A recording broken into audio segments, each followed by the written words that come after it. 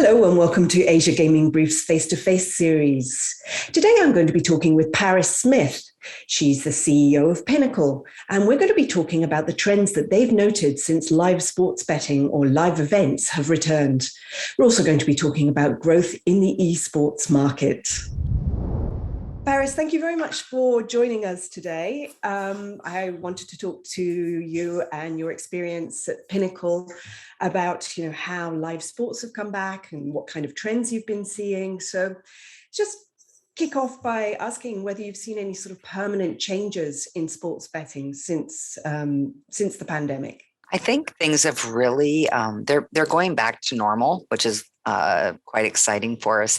One thing that was interesting with the Euros was the amount of activity on the live betting, which you would think would be absolutely massive, but live betting is very interactive. And I think people, it was good, but it wasn't didn't hit the expectation. And there's so many people that were being social because it was the first time they could be social. So, rather than sitting watching the game and making the bets, they were watching the game and then, in a bar or wherever they could and just enjoying it a bit more. So there were certain rounds where the live betting was a bit lower than what our forecasts were, but it was still very strong. It was exciting having the Euros 2020. Yes. Do you think that kind of thing will continue, or do you think that will wear off as people get more used to being, out in the world again? Yeah, I think it's going to go back to the normal. Like our forecast will be more on track because, when the weather is going to start getting colder, that's a benefit for us. And, people are getting back into their normal lives. Are you seeing any other particular trends in the sports betting field?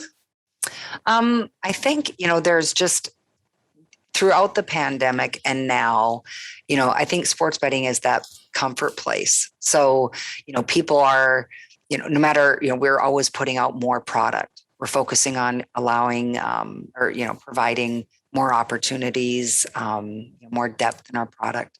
And people are really, they're responding to that. So, the only change is it's going as it was, and it's getting better. Did you introduce any specific products during the pandemic that was specifically designed to tailor for this kind of situation? Well, fortunately, esports was the one thing that could, keep going. And obviously being one of our core sports, we're very, very lucky for that. We did kind of jump on the bandwagon of table tennis and things like that. But, integrity is everything for us. And as soon as we could see that, there was, specific integrity issues, and we backed off of that. Now, when you speak of esports, what are you looking at in particular? Are you looking at the purer esports like the CSGOs? Or Yes. are you looking, not the FIFA and things like that came into, got quite a lot of traction, I think, during the pandemic? Those definitely got traction. It's not, we're putting up more things like that, but it's not been a focus. As more data comes out, everything is about the data with Pinnacle because we need the data in order to provide the model. We can't just put lines up like some companies can because we have more fluent bettors and people that are just constantly looking for any edge regardless of the sport. But is the more data that we can get, and the rule is we have to have the best live data, and also it has to fall in line with our integrity rules. So we're not going to put it up just to put it up. You mentioned integrity issues that you backed off certain things. What was that?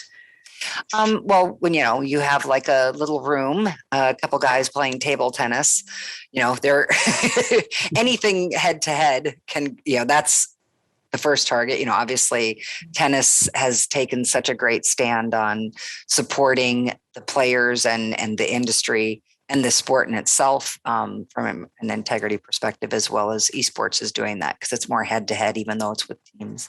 But table tennis in an unregulated kind of random, just giving everybody something to do.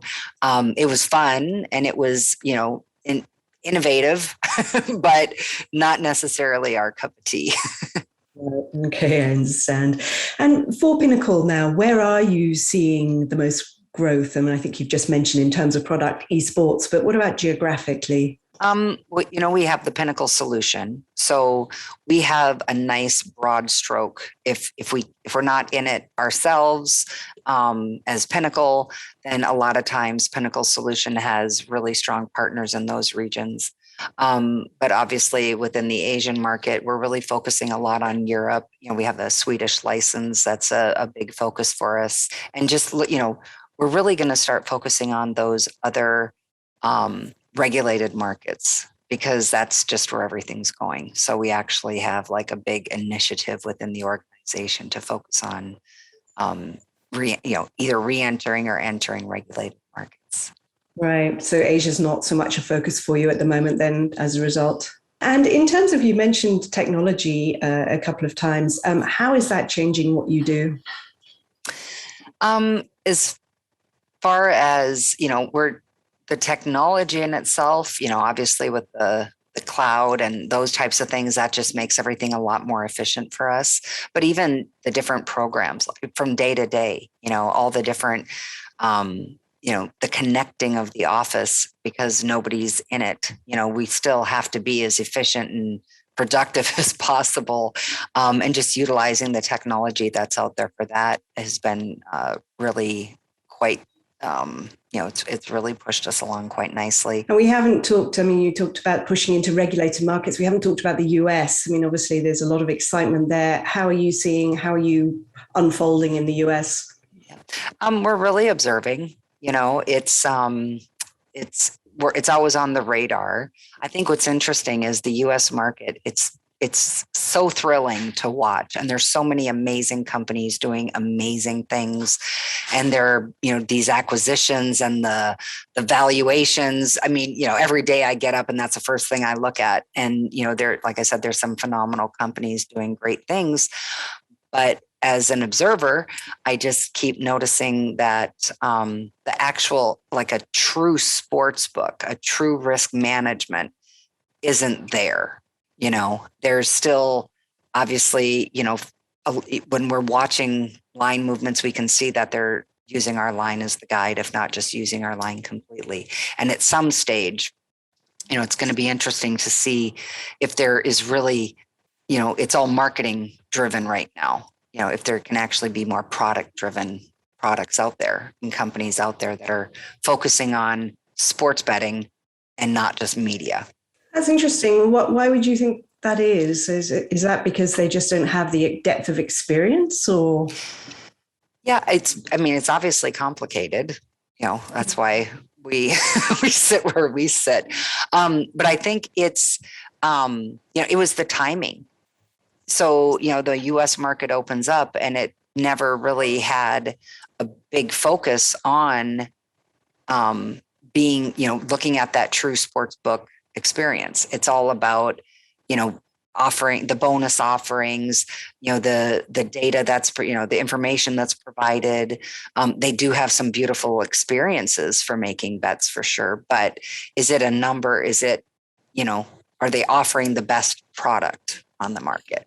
In terms of just going back to esports for a moment and the whole integrity issue there, are you seeing that kind of situation improve? Are you seeing more steps being taken now to ensure that that is kept?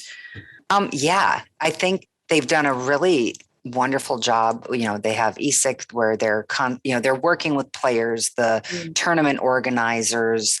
Esports has a digital footprint. So people think, well, first of all, they don't understand that it's not two kids in a basement playing against each other. Like these are big international events with massive prize pools, super exciting to watch. It's like, most of them are bigger than the Super Bowl. Integrity is for the sport. The sports books are the ones that get hit the hardest because we're the ones that get exposed financially. But, we've seen a lot of collaborations from other sports books, from different organizations, and just making the sport more prominent as it should be is definitely helping it. But we're always looking out for it. And one last thing, just as CEO of Pinnacle, if there was one thing that you'd really like to see in the next year or so, either in terms of regulation, expansion, development, what would that be?